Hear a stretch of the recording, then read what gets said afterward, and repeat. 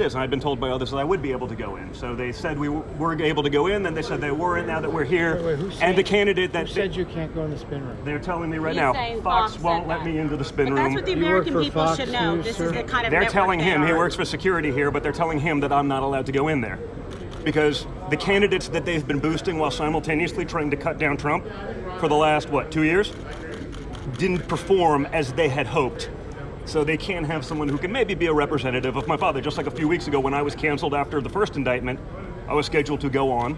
And about 5 minutes before I'm on, I found out I'm no longer on because apparently I wouldn't be a great surrogate to talk about my father's indictment. Just so we understand what we're dealing with here. So it shouldn't surprise any of us. And it's also why Trump was 100% right to not go to this debate. Exactly. It's beneath him. Don Jr. was rejected at the doors of Fox's spin room after his father barked that he wouldn't even take part in the debate there. Did you notice the conflicting argument, though? This debate is beneath us. Fox News is beneath us. The Republican voters who are watching and deciding this primary are beneath us. So why the hell did you even show up? Why are you whining and crying about not being let into a venue after rejecting the invitation? He's not done, though.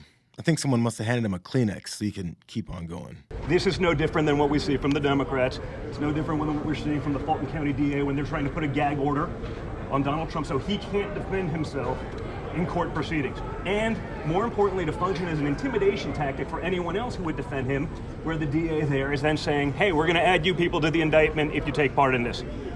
I don't know, guys, doesn't reek of democracy. All the people that have been screaming that for the last 6 or so years, especially during the Trump presidency, when I believe we had a lot more freedom than we do now, or certainly since this administration's taken over, are strangely quiet. It's a group of privileged people with problems that they worked very hard to create for themselves, now complaining about it so they can claim to be victims, yet again. And Junior wasn't the only one to be turned away, though. Marjorie Taylor Greene also got the chance to complain about it, too. Go ahead and let you know, and for the audience listening, they just blocked us out. They would not allow myself, Matt Gaetz, any other Trump surrogates to go into the spin room. We argued with them, talked to them. We showed the correct credentials. We had spin room credentials, and they would not let us in. So this is censorship. From Fox News, this is censorship, not allowing surrogates for President Trump to go into the spin room. You ever notice that nothing is more precious to Trump's political allies than the idea that they're victims of the system? You know, we're just some regular Joes like you losers at home. I mean, if they can arrest me for breaking the law, what do you think they'll do to you? Marge is so desperate to collect the crumbs of Trump's leftovers that she created this fake-ass mugshot to highlight how desperate she is to appeal to the criminal wing of her party.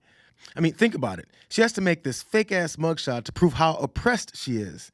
It doesn't get much more pathetic than that. Maybe Marge feels like she has to embarrass herself like this because she's losing her grip on being Trump's running mate.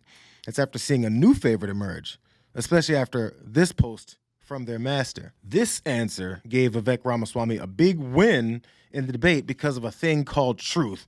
Thank you, Vivek. That clip that we can't play simply showed Vivek saying that he believes Trump is the best president of the 21st century. It really doesn't take a lot to cozy up to Trump, just a little kneeling and a whole lot of kissing.